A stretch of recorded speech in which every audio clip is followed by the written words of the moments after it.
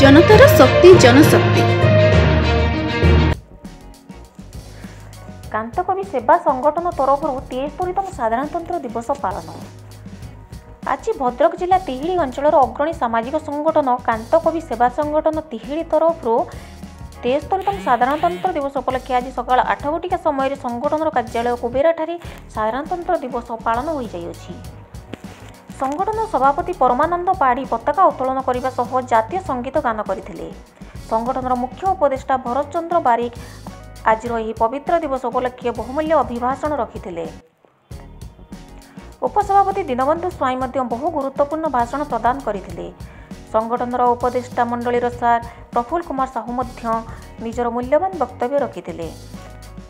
सरस्वती शिशु मंदिर प्रधान गुरुजी गणेश राउत आज यह साधारणतंत्र दिवस उपलक्षे पिलामानक निजर बहुमूल्य वक्तव्य रखिथिले एवं संगठन कोषाध्यक्ष चंद्रकांत बारिक भारत माता की जय जयकार स्लोगान पकाइथिले। किछि क्षण पई जय जयकार गान रे कांतकवि संगठन कार्यालय प्रकम्पित हो उठिथिला।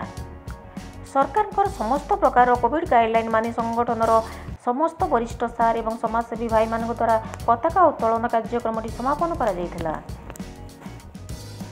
सहसंपादक प्रशांत राउत आज यह पताका उत्तोलन कार्यटी तदारख करथिले।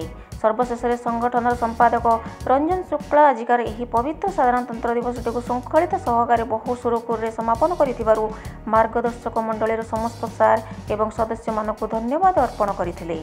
भद्रकरू ब्यूरो रिपोर्ट जनशक्ति टीवी।